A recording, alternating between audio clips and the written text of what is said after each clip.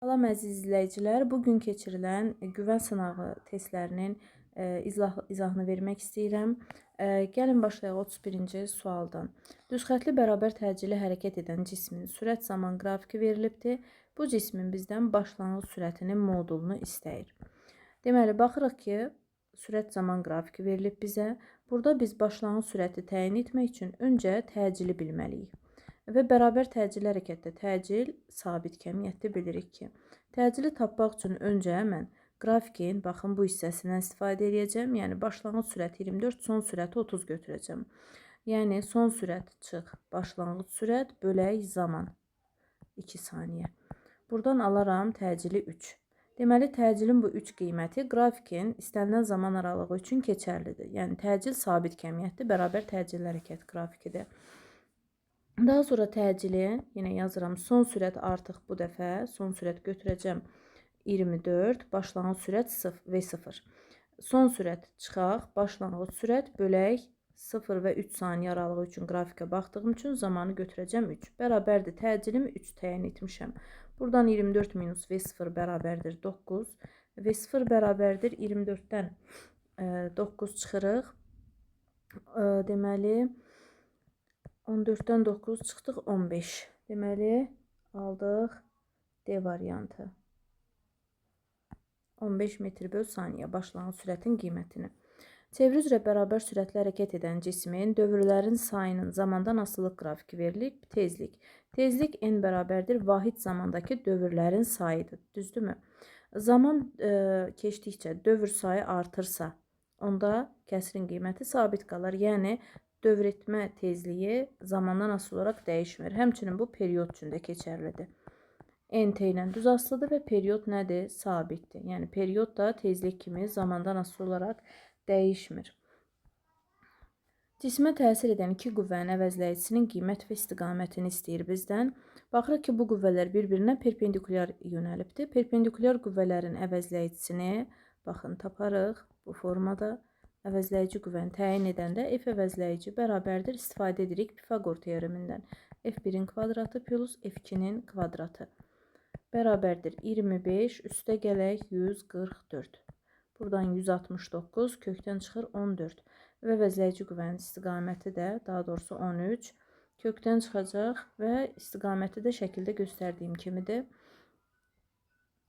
Daha sonra baxırıq 34-cü testdə. Marsın səthində qravitasiya sahəsinin intensivliyini veribdir 3,6.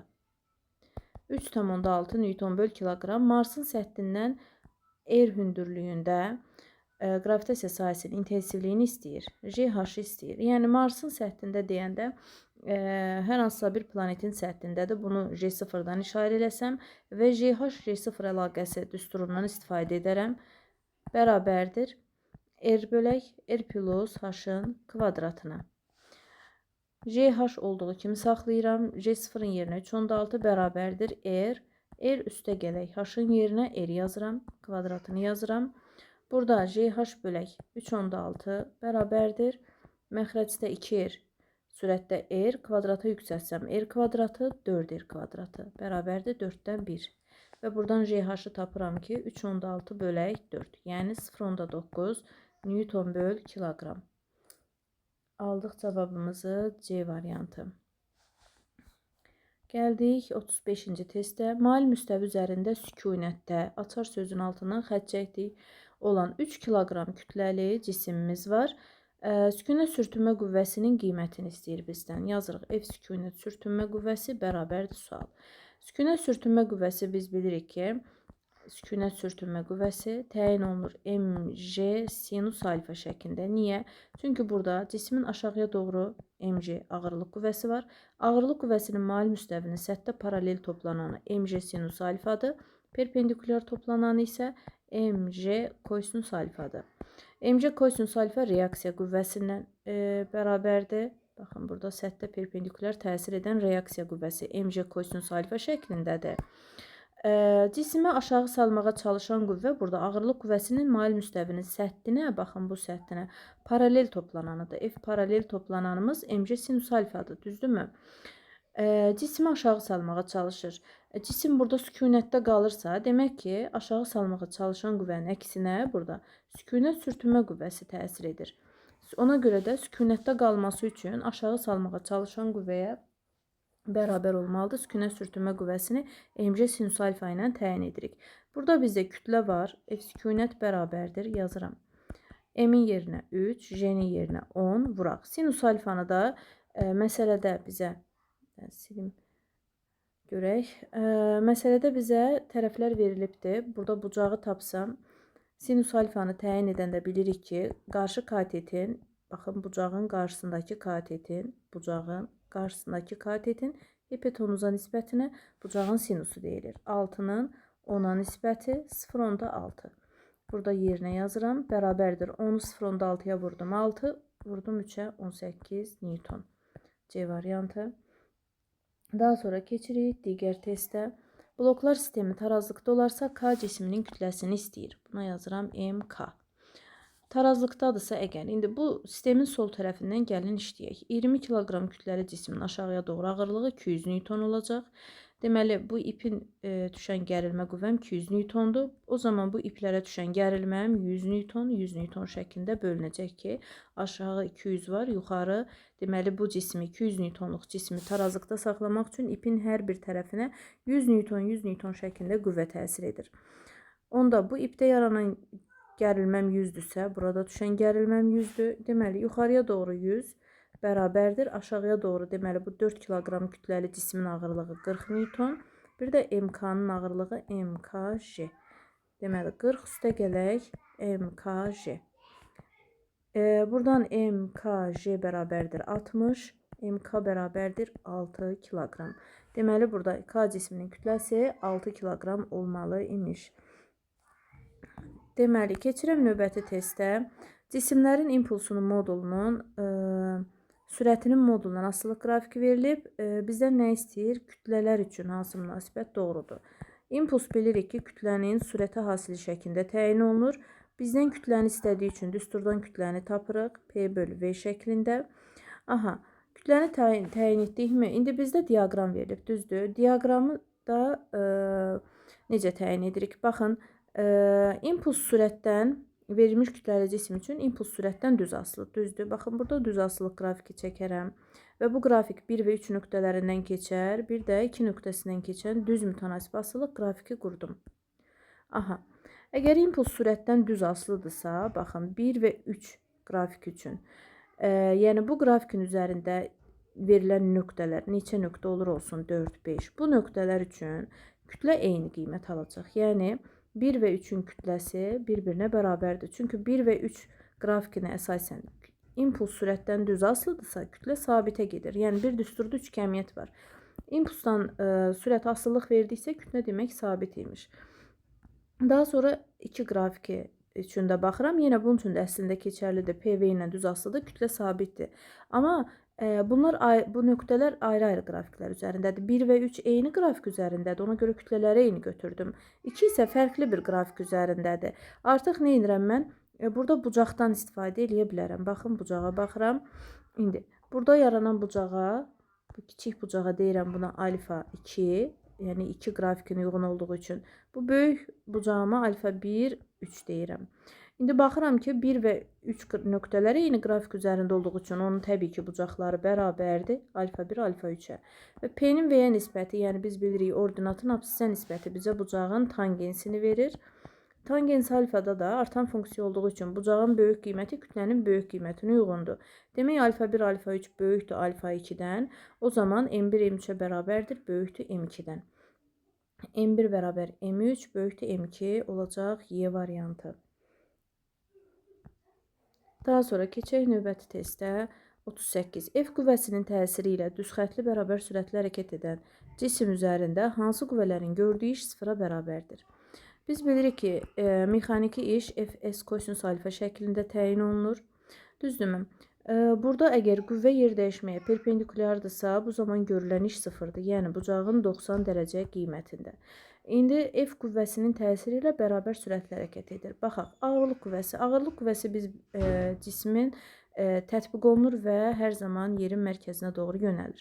Ağırlıq qüvvəsi cismin hərəkətinə perpendikulardır. Cisim hərəkət edir sağa doğru, yəni üfüqi istiqamətdə hərəkət edir cisimimiz və ağırlıq qüvvəsi hərəkət istiqamətinə perpendikulardır. O zaman ağırlıq qüvvəsinin gördüyü iş üfüqi istiqamətdə hərəkətdə gördüyü iş sıfıra bərabərdir üfüqi hərəkət zamanı. Amma şaquli hərəkət olsaydı, xeyr, sıfıra bərabər olmazdı. Ağırlıq qüvvəsinin gördüyü iş sıfırdır, doğrudur. Sürtünmə qüvvəsinin işi. Sürtünmə qüvvəsinin işi mənfi olur. Sürtünmə qüvvəsi çünki həmişə hərəkətin əksinə yönəldiyi üçün, baxın, cisim sağa doğru hərəkət edir, sürtünmə qüvvəsi təsir edəcək sola doğru. Sürtünmə qüvvəsi hərəkət istiqamətinin əksinə təsir edir. Ona görə gördüyü iş mənfidir. Dayağın reaksiya qüvvəsi. Reaksiya qüvvəsi də səthə perpendikulyar təsir edən qüvvədir. Reaksiya qüvvəsi cismin hərəkət istiqamətinə perpendikulyardır. Ona görə reaksiya qüvvəsində gördüyü iş sıfırdır. Deməli, işi sıfır olan reaksiya qüvvəsi və oldu ağırlıq qüvvəsi 1, 3. Keçdik növbəti testə, 39-cu test. Deməli, cisim 30 Newton dartı qüvvəsinin təsiri ilə bu qədər sürətlə düz xətli bərabər sürətlə hərəkət edir. 6 saniyə ərzində bu qüvvənin gördüyü iş. Dartı qüvvəsinin gördüyü iş bərabər sürətli hərəkətdə necə təyin olunur? F dartı vuraq S bərabərdir. F dartı vuraq S-in yerinə nə yazaram? Hərəkətin bərabər sürətli hərəkətdirsə, yer dəyişməm olacaq nə? V vur T şəklində. Onda yazaram A dartı bərabərdir. Dartı qüvvəm 30. V verilib 0.5, T 6. 90 joule iş görülür. Deməli, keçdik növbəti testə. Yaya bağlanmış cisim X bərabərdir bu qanunla rəqs edir. Rəqqasın rəqs amplitudunu və rəqs tezliyini bizdən istəyir. X bərabərdir XM sinus omega T. Bu tənliyi altında yazıram 0.2 sinus 5 pi T. Baxın, analoji olaraq XM nəyə uyğundur? 0.2. XM-imiz nədir? 0.2. Omega T, omegam neçədir? 5 pi. Omeganın ifadəsi 2 pi nü. Düzdürmü? Omeganın yerinə 5 pi yazaram. 2 pi nü. Buradan təyin edərəm nünü. 5 pi bölək 2 pi. Pi'lərə dedik. Yaxşı yol oldu 2.5. Tezliyimiz təyin etdik. 2.5, amplitudumuz 0.2. B variantı. Daha sonra keçdik digər testə. Suda üzən cismin 4-dən 5 hissəsi suya batmışdır. Yəni, cismin suya batan hissəsi 4-dən 5-dir. Cismin sıxlığını istəyir. Batan hissənin həcmi V batan böl V cisim bərabər rho cisim böl romayı. Baxın, batan hissənin həcm düsturu. Cismin, deməli, ümumi cismin həcmi 5 bölgülü bir cisimdir. Sanki təsəvvür eləyin. Baxın, belə sudur. Deməli, cismin 5-dən 4-ü batıbdır. 5 hissəsindən 4-ü batıbdır. 4-ü suyun daxilindədir. 1, 2, 3, 4. 5 bölgülü cisimdir, 4-ü batıbdır. Batan, deməli, cismin ümumi həcminə, yəni hər bölgüsünə V desəm, V. Deməli, 1, 2, 3, 4, 5. Ümumi həcmi 5V'dir. Batan həcmi 4V'dir. Bərabərdir rho cisim bölək, rho mayem 10/3. Şəkli silək artıq. Buradan V'lər gedər. Rho cisim bərabərdir 10/3 vuraq 4 bölək 5. Buradan alarıq ki 800 kiloqram böl metr kubu.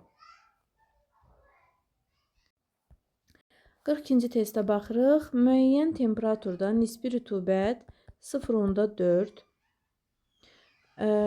Havadakı su buxarının sıxlığı 12. Doyan su buxarının sıxlığını bizdən istəyir. Fi bərabərdir rho bölünsün rho 0 vuraq 100%. Daha doğrusu mən burada artıq faizi nəzərə aldım. 40%-i çevirdim ədədə 0.4 şəklində yazdım. Ona görə burada artıq 100%-i düsturdan silə bilərəm. Çünki artıq şərtdə nəzərə aldım o faizi. Və buradan təyin edərəm bizdən soruşulan kəmiyyəti. Buradan tapıram rho 0 bərabərdir rho bölünsün fi. Bərabərdir rho 12 bölürəm 0.4-ə. 10 dəfə artırıram sürət və məxrəci alıram 30. Rezin çubuğun sərtliyinin en kəsiyinin sahəsindən asılılığı. Sərtlik bilirik ki, k bərabərdir f böl x şəklində və ya f bölək delta L şəklində yazsaq. Sərtlik burada f-dən x-dan nədir? Asılı deyil. Sərtlik f-dən x-dan asılı deyil. Sərtlik asılıdır nədən? K bərabərdir S Y böl L0 ifadəsindəki gördüyünüz kəmiyyətlərdən. Yəni S enkəsin sahəsidir cismin, Y Young moduludur, L0 başlanğıc uzunluqdur. L0-ın sabit qiymətində deyir bizə şərtdə və Young modulu da bilirik ki, sabit kəmiyyətdir. K S-dən asılılığı olacaq düz mütənasib şəklində. Keçsək növbəti testə. Verilmiş kütləli qalayın temperaturunun onun aldığı istilik miqdarının asılılıq qrafiki göstərilmişdir. Qalayın yalnız əriməsinə sərf olunan istilik miqdarı. Yalnız əriməsinə sərf olunan istilik miqdarı. Burada ərimə prosesi qrafikin temperaturun sabit qaldığı hissəsidir. Temperaturun sabit qaldığı hissəsində baxıram əriməyə nə qədər istilik sərf olunub. 525-dən 230 kilojoule aralığında. Yəni 525 çıx 230. Buradan təyin edərəm 5, 9 və 2. 295 kilojoule istilik sərf olunub. Yəni ərimə prosesi hansı ki ərimədir, buxarlanma, qaynama, kondensasiya, kristallaşma proseslərində temperaturun sabit qaldığı və eyni zamanda kinetik enerjinin sabit qaldığı proseslərdir. Hər zaman həmin hissələrdə temperaturun sabit qaldığı hissəni götürürsünüz və oradakı sərf olunan istiliyi təyin edirsiniz. İstilik miqdarı deməli 230-dan 525 kilojoule aralığında, yəni 295 kilojoule qalayın əriməsinə istilik sərf olunubdur. Daha sonra gəldik 45-ci testdə nöqtəvi Q0 yükündən R məsafədə elektrik sahəsinin intensivliyi. Nöqtəvi Q0 yükündən, nöqtəvi yük olaraq müsbət yük götürürəm. Q0 yükündən hər hansı bir R məsafəsində elektrik sahəsinin intensivliyi necə təyin olunur? Məsələn, bir A nöqtəsi deyirəm. A nöqtəsində intensivlik təyin olacaq K Q0 bölək R kvadratı şəklində. K Q0 bölək R kvadratı harada var? Y variantı. 46. İntensivlik xətləri istiqamətində bir cins elektrik sahəsinə daxil olan protonun sürətinin modulunun zamandan asılılığına uyğun qrafiki müəyyən edin. Baxırıq deməli, bizə x oxu istiqamətini verməyib. Qrafiklərin hamısı x oxu istiqamətindədir. Deyək ki, x oxumuz yönəlibdir, ona görə sağa doğru. Yəni sürət x oxu istiqamətindədir. Qrafiklərin hamısında o formadadır. Tamam. Müsbət yüklü zərrəciyin verilibdir burada. Müsbət yük. Biz bilirik intensivlik xətləri müsbətdə başlayır, mənfidə bitir. Düzdürmü? Müsbətdə başlayır, mənfidə bitir. Müsbət bu müsbəti neyniyər? İtəliyər özündən. F qüvvəsini göstərdiyi istiqamətini. İndi qüvvə və sürət eyni istiqamətdə yönəldiyi üçün hərəkətimiz olacaq bərabər yeyinləşən. Niyə bərabər yeyinləşən? Çünki burada yüklü zərrəciyimə təsir edən qüvvə yalnız elektrik qüvvəsidir və onda təcil əvəzləyici qüvvə bölək kütlə deyil. Əvəzləyici qüvvə olaraq burada yalnız mənim elektrik qüvvəm var. Elektrik qüvvəsi də QY-dir. QY bölək M şəklində yazdıqmı? Y bir cins sahən üçün sabit kəmiyyətdir, konstantdır. Verilmiş yüklü zərrəciyimin kütləsi sabit, yükü sabit. Yəni bu düsturda gördüyünüz kəmiyyətlər sabitə getdiyi üçün təcil necə olacaq? Sabit. Deməli burada yüklü zərrəcik bir cins elektrik sahəsində necə hərəkət edir? Bərabər təcilli hərəkət edir. Təcil sabitdir. Bərabər təcilli hərəkətində biz bilirik neçə növ var? Yeyinləşən, bərabər yeyinləşən və bərabər yavaşlayan. İndi əgər qüvvə ilə sürət, qüvvə və sürət və yaxud da ki təcil və ya sürət eyni istiqamətdədirsə hərəkətimiz bərabər yeyinləşən, təcil qüvvə sürətdən əks istiqamətlədirsə hərəkətimiz olacaq yavaşlayan. Və görürük ki, qüvvə ilə sürət eyni istiqamətdədir, deməli hərəkətin bərabər yeyinləşəndir. Yeyinləşən ki, hərəkət üçün V0 plus AT tənliyini yazıram və buradan bərabərdir V0 üzərinə gəlsin, A-nın yerinə yazıram, QY bölünsün M vur T şəklində. Baxıram bərabər yeyinləşən qrafiki B variantına uyğundur. Bərabər yeyinləşən hərəkət. Təminlik istəmirmiş heç bizdən. Sadəcə hərəkətin növünü təyin edib, qısaca qrafiki işarələsəz kifayət edir. Elektrik sayəsinin bir nöqtəsindən digərinə 4 millikulon 4 millikulon yük 4 vuraq 10 üstü mənfi 3 kulon. Mütləq diqqət edin məsələlərdə vahid çevirmələrə. Bizə deyir ki, görülən iş 20 millicoldur. 20 vur 10 üstü mənfi 3 col. Potensiallar fərqini F1 minus F2 bilirik ki, potensiallar fərqi və ya U hərfi ilə işarə olunur. Tamam mı? F1 minus F2 və ya U sualdır. A bərabərdir QU və ya Q F1 minus F2 şəklində düsturumuzu yaza bilərik. Burada əslində çevirməsək də olardı, çünki nisbətdə ixtisar gedəcək onsuz da.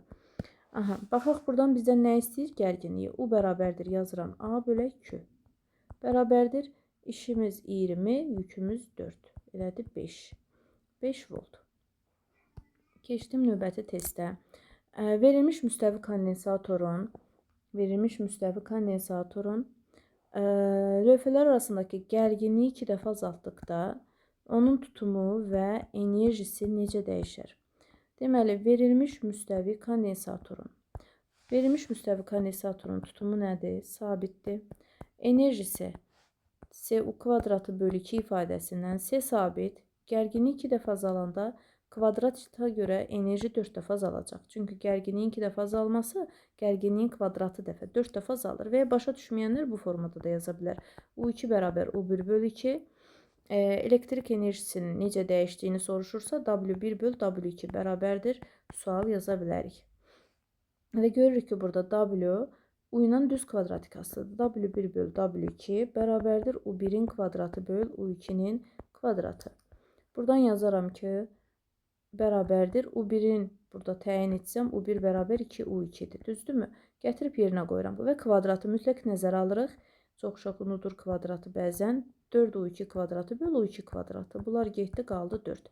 İndi burada çarpaz vurub W2-ni tapın. W2 bərabər W1 bölü 4. Yəni, görünür ki, buradan enerji neynədir? 4 dəfə azaldı. Yəni, həm şifahi şəkildə tez tapa bilənlər üçün bu üsul, çətinlik yaşayanlar üçün ikinci üsuldan istifadə edə bilərlər. 4 dəfə azaldı, tutum isə sabit qaldı. Cavabımız oldu Y variantı. Keçdik 49-cu testə. Kondensatorlar bateriyasının ümumi tutumu. Baxırıq ki, 2 mikrofarad tutumlu 2 kondensatorun bir-birinə paralel qoşulub. Paralel qoşulmada ümumi tutumun düsturu C vuraq N, ardıcıl qoşulmada C bölək N şəklindədir. Bu, təbii ki də tutumları bərabər olan kondensatorlar üçün keçərlidir.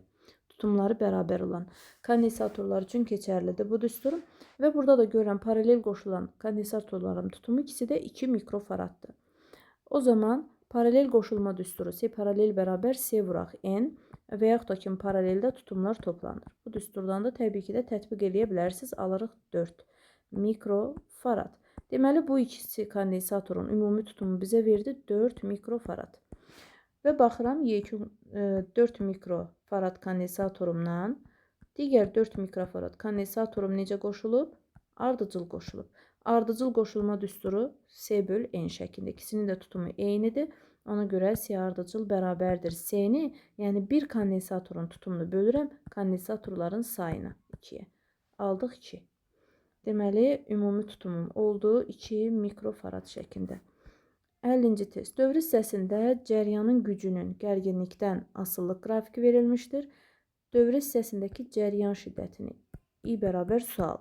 Gücün gərginlikdən asıllıq qrafiki verib. Gücü qrafikdən götürüb yazırsınız 8 watt, gərginliyi yazırsınız 4 volt. P bərabərdir U I düsturundan istifadə edə bilərsiniz. I bərabərdir P bölək U şəklində. Bərabərdir 2 amper. Verilmiş naqildən keçən, müqaviməti sabit olan naqildən keçən elektrik yükünün tənliyi verilib Q bərabərdir 3T. Tez bunu uyğun yazarsınız Q bərabər it tənliyini, I vur T tənliyini. T'nin yanında nə dayanıb? 3. Burada T'nin yanında nə dayanıb? Cəryan şiddəti. Deməli, cəryan şiddətim nəymiş? 3 amper.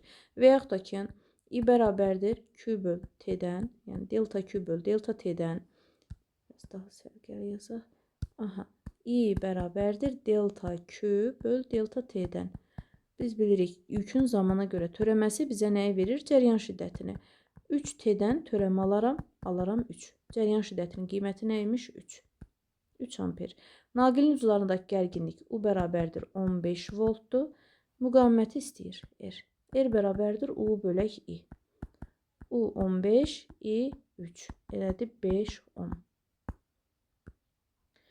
52. Verilmiş kütləli tez nə yazmalıyıq? M bərabərdir konstant. Yazdıq, saxladıq burada. Mütləq şərti diqqətdən oxuyursunuz və hər deyiləni qeyd eləməyə çalışırsınız. Fikrinizdə tutmayın, beyninizdə etməyə çalışmayın ki, mexaniki səhvlər olmasın. İzobar qızma. İzobar proses gördük, tez bura yazarıq. P bərabər konstant. İzotermik gördük, tez yazarıq bura. T bərabər konstant. Qızma gördük, temperatur artır qeyd edərik. Genişlənmə gördük, həcm artır qeyd edərik. Aha, bizdən cavablara baxaq. Qazın sıxlığı azalır. Sıxlıq nədir? Rho bərabərdir M böl V və ya P M böl RT. Aha, birinci baxıram. İzobar proses. P sabit. Verilmiş kütləli qaz üçün molyar kütlə və universal qaz sabiti R sabitə getdi. Temperatur artdığını qeyd eləmişəm. Temperatur artırsa, sıxlıq neyniyər? Azalar. Ödədi birinci üçün. İkinci üçün baxıram. Rho bərabər yenə P M böl RT düsturundan. İkinci üçün, yəni izotermik genişlənmə üçün. Molyar kütlə universal qaz sabiti sabit, izotermik temperatur sabit, izotermik genişlənmə deyir. Yəni artıq burada baxıram ki, PV bərabərdir nü RT ifadəsinə. Yəni burada M bölü V düsturundan gedə bilərəm. Verilmiş kütləli genişlənmə, həcm artır, sıxlıq azalır. Və ya buradan baxaram ki, PV mütənasibdir nü RT-dən. PV bərabərdir nü sabit verilmiş kütləli qaz üçün. Çünki nü bərabər kiçik M böl böyük M-dir. Molyar kütlənin maddə miqdarının ifadəsi. R sabit. Aha, izotermik temperatur sabit. Düzdürmü? Genişlənmə, həcm artır, təzyiq azalır. Təzyiqin azaldığını təyin etdim, sıxlıq azalır. Diqqət etdik yəqin ki, aydın oldu. Baxın, bu düsturdan da təyin edə bilirik. Digər bu düsturdan da. Bu düsturdan təyin etmək üçün təzyiqin necə azaldığını bilməliyəm. Təzyiqin necə azaldığını təyin etdimmi? Təzyiq dedim ki, azalır. Demək, sıxlıq da azalır. Digər kəmiyyətlər sabitə getmişdi. Və ya elə rho bərabər M böl V-dən kütlə sabit, həcm artır, sıxlıq azalır. Aha, sıxlıq azalır deməli, hər ikisinə uyğundur, yazdım ortaya. Qaz müsbət iş görür. Qaz müsbət iş görür nə vaxt? Qazın gördüyü iş müsbətdir. Genişlənmə və qızma proseslərində. Qızma və genişlənmə proseslərində qazın gördüyü iş müsbətdir. Təbii ki, bunu daha ətraflı izah eləmək üçün ayrıca bir zaman lazımdır. Qazın müsbət iş görməsi, genişlənmə, qızma, bu da hər ikisinə aiddir. Qazın daxili enerjisi artır. Daxili enerjisi, qazın daxili enerjisi artır. Daxili enerji U bərabərdir 2-də 3 nü RT-dir. Düzdürmü? Baxıram birinci proses üçün. İzobar qızma deyir. İzobar prosesdə təzyiq sabit. PV bərabər nü RT-dən. Verilmiş kütləli qaz üçün təzyiq sabit. Qızma prosesi üçün temperatur artır, həcm artır. Deməli, nü R sabit, temperatur artır, daxili enerji artır. Birinci üçün daxili enerji artır. İkinci üçün baxıram.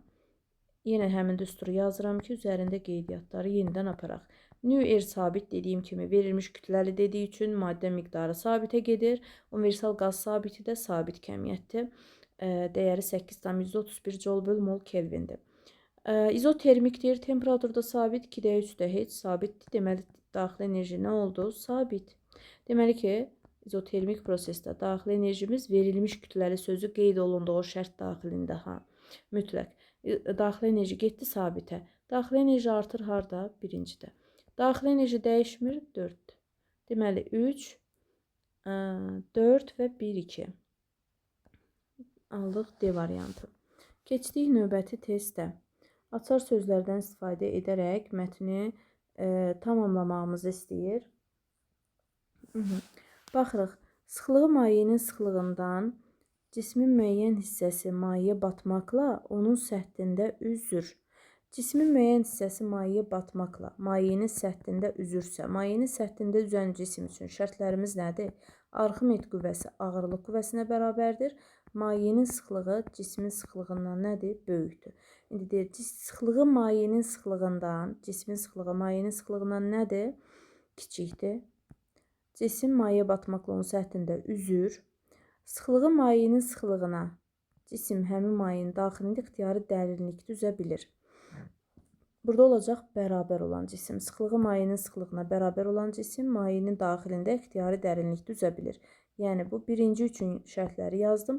Bu ikinci cisim üçün şərtləri yazıram. Yenə Arximet qüvvəsi ağırlıq qüvvəsinə bərabərdir. Cismin sıxlığı mayenin sıxlığına nədir? Bərabərdir. Deməli, burada yazacağıq bərabər olan. Sıxlığı mayenin sıxlığına bərabər. Bərabər 3-də deyil, 1-dədir. Burada düzgün qeyd edək. Bərabər olan cisim üzə bilir. Mayedə üzən cisimə təsir edən Arximet qüvvəsi ağırlıq qüvvəsinə bərabər olur. Sıxlığı mayenin sıxlığından, cismin sıxlığı mayenin sıxlığından böyükdürsə əgər, hardadır böyük? 3-də. Mayedə batmış cismin çəkisi onun vakuumdakı çəkisindən nə qədər azdır? Arximet qüvvəsi qədər azdır. Hidravlik maşında sahəsi 50 sm kvadratı olan kiçik Porschenin sahəsini verib 50. Burada biraz yer açaq.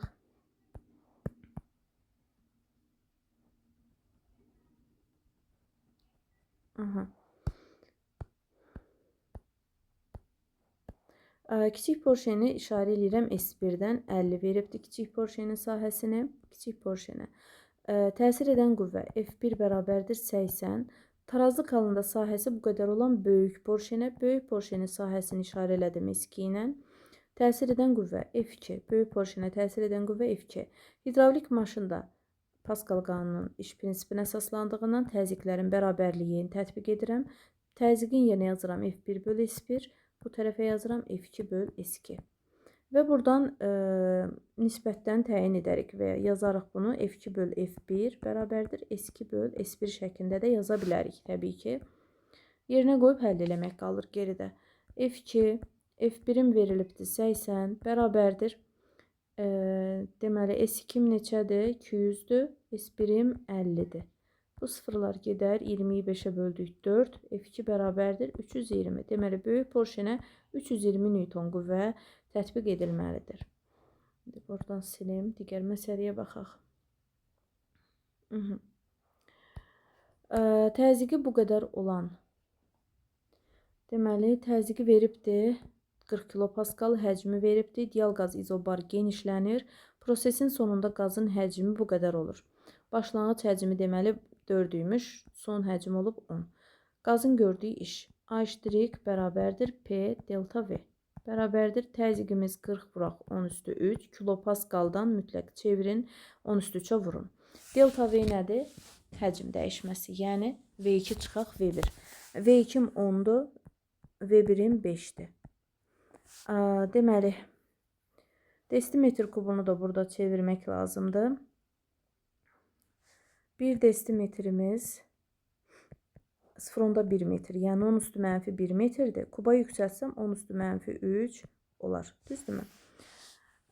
Burada nəzərə alarıq bunu. 10 vuraq 10 üstü mənfi 3, 5 vuraq 10 üstü mənfi 3. Sanki 10 üstü mənfi 3-ü mötərizə xaricinə çıxartdığımı fərz eləyin. Deməli qaldı burada. 10 üstü 3'dən 10 üstü mənfi 3 gedir. Necə gedir? İslah olunmur. Sadəcə vuranda üstlər toplanır. 40 vuraq sanki. 10 üstü 3 plus mənfi 3. 10 üstü 0. Vuraq ondan 5'in hasili 5. Daha doğrusu fərqi 5. Buradan alarıq nə? 10 üstü 0'ımız bizə 1 verər. 40'ı 5'ə vurarıq 200. 200 joule. İşin vahidi mütləq qeyd eləyirsiniz. 200 joule təyin etdik.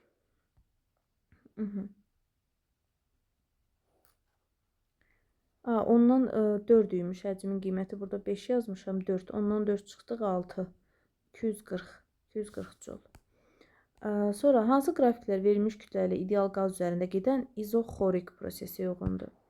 Deməli, bunu buradan silək. İzoxor prosesi nədir? İzoxor proses, xoreyma tutum. İzoxor prosesdə həcmin sabit olduğu, təbii ki, verilmiş kütləli qaz üçün ideal proseslərimiz, ideal qaz qanunları. M sabit, həcm sabit, düzdürmü? Həcm sabit, PV bərabər nü RT. Aha, həcmin sabit qaldığı qrafiklərə gəlin baxaq. Məsələn, birinci qrafikdə görürük ki, təzyiq sabitdir. Bu deyil cavabımız. Həcm sabitdir. Xeyr, burada təzyiq həcmdən tərs asılıdır. İzotermik prosesdir. Burada həcmin sabit qaldığı doğrudur. Dördüncü də təzyiq sabitdir. İzobar prosesdir. Beşinci də PV bərabər nü RT-ni yazmışıq. Düzdürmü? Verilmiş kütləli qaz üçün nü R getdi sabitə. Həcmin sabit qalması üçün təzyiq temperaturdan düz asılı olmalıdır, ödəyir. Və burada izotermik prosesdir. Bu da deyil. Qaldı bizdə 3 və 5. Keçdik 57-ci. Fiziki kəmiyyətlər və onların BSD vahidləri nədir? Arasındakı uyğunluğu müəyyən edin. Gərginlik. Gərginliyin vahidi volt. A variantı uyğundur. Buna baxaraq görək nəyin açılışıdır. Elektrik yükünün vahidi kulon, B variantı uyğundur. Cəryanın gücü, gücün vahidi C variantı uyğundur. İndi baxaq Y variantı nəyin açılışıdır? Kiloqram metr kvadratı böl saniyə kubu.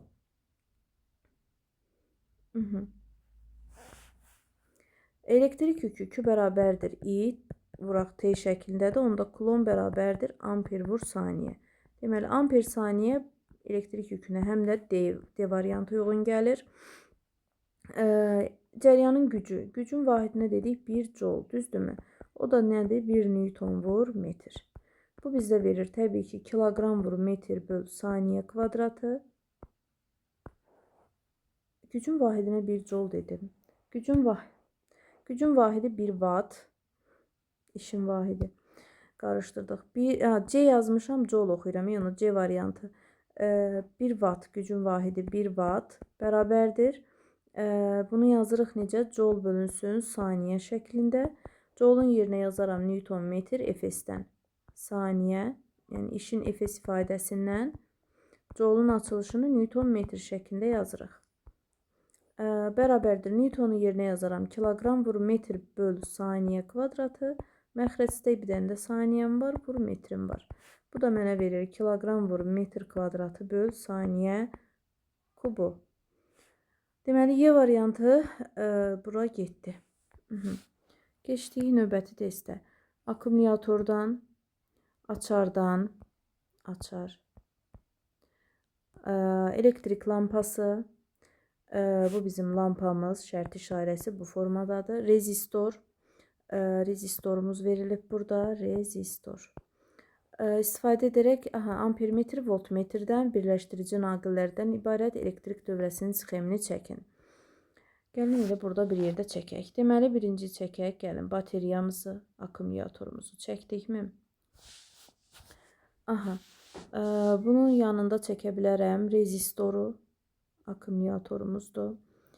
Və ya aşağı hissədə də çəkə bilərik təbii ki. Rezistorumuzdur.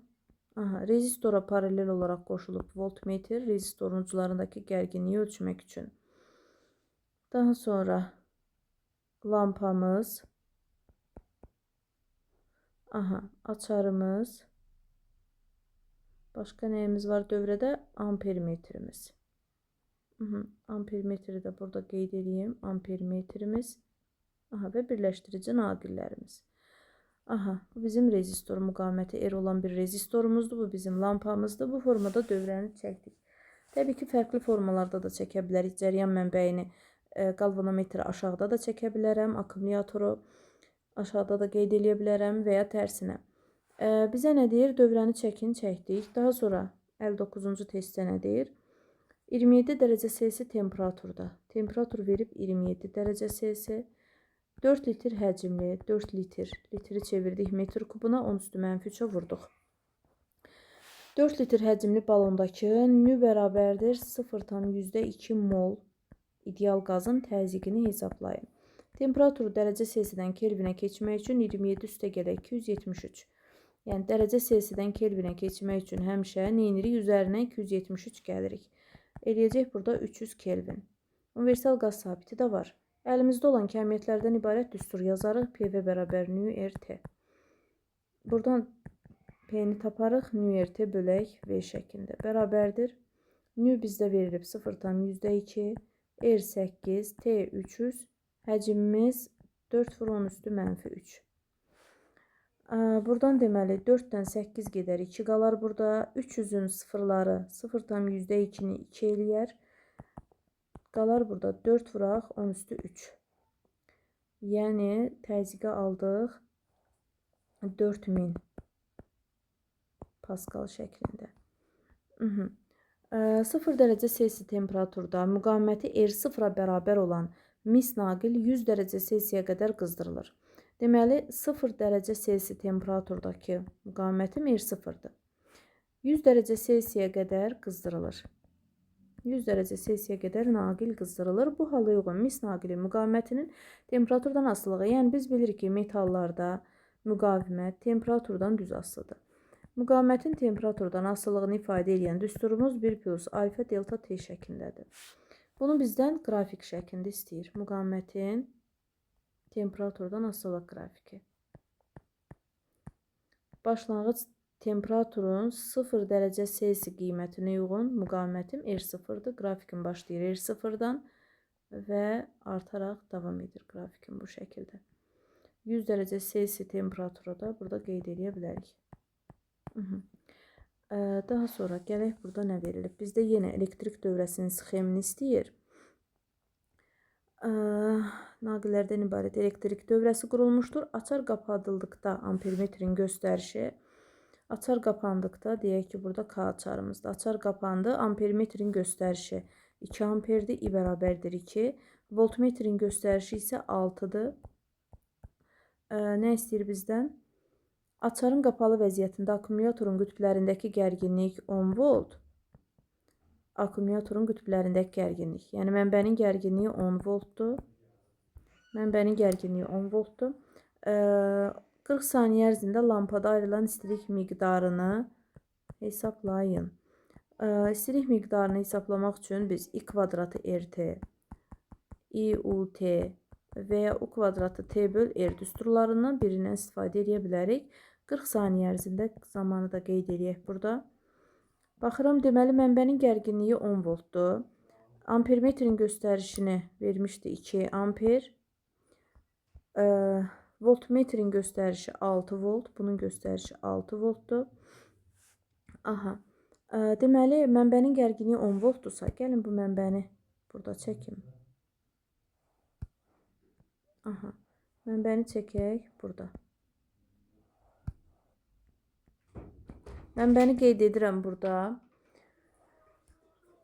Mənbənin gərginliyini veribdir mənə. Neçə volt idi? 10. Yox. Bir dəqiqə, mənbənin gərginliyi 10 voltdur. 10 volt veribdir mənə. Deməli, mənbənin gərginliyi 10 voltdur. Bu R müqavimətli naqilimlə lampam ardıcıl qoşulubdur. Rezistor uclarındakı gərginlik 6 voltdursa, bura düşən gərginlik olacaq 4 volt. Lampaya düşən, bax bu lampanın müqavimətini iri lampaya yazıram. Lampaya düşən gərginlik olacaq 4 volt. Düzdürmü? Bizdən nə istəyir? Lampada ayrılan istilik miqdarı. Düzdür. 40 saniyə ərzində akkumulyatorun qütblərindəki gərginlik 10 voltdur. Lampada ayrılan istilik miqdarını bizdən istəyir. Deməli, burada yazarıq istilik miqdarının Q bərabərdir IUT düsturundan istifadə edə bilərik. Lampada ayrılan gərginliyə də dedik 4. Bu lampanın gərginliyi tapdıq 4. Buradan yazıram Q bərabərdir I 2. Gərginliyim 4, zamanım 40. 320 kilojoule istilik. Deməli 320 kilojoule yox, joule ilə ifadə eləyək, əsas vahidlərdən joule ilə. Sonra nə deyir bizdə? 0 dərəcə Selsi temperaturda müqaviməti 3 ohm olan, başlanğıc 0 dərəcə Selsi temperaturdakı müqaviməti işarə edirik R0-dan. R0 verib 3 ohm olan rezistor 100 dərəcə Selsiyə qədər qızdırılır. Bu hala uyğun rezistorun müqavimətinin temperaturdan asılılıq qrafikini çəkin. Müqavimət temperatur qrafikini çəkmişdik. Yenidən qeyd edək. Temperaturdan asılılıq qrafikini çəkirəm. Burada artıq R0-ın qiymətini veribdir 3. R0-ın qiymətini veribdir. 100 dərəcə Selsi. Buradan r bərabərdir. R 0, 1 plus alfa t yaza bilərik. Bizdə alfanın qiyməti olmadığı üçün məsələni həll etmirik. Sadəcə qrafik asıllıq qururuq. Bu qədər. Deməli, ümid edirəm ki, izahlarım aydın oldu. Rəy yazmağı, bəyənməyi, paylaşmağı unutmayaq. Təşəkkür edirəm dinlədiyiniz üçün.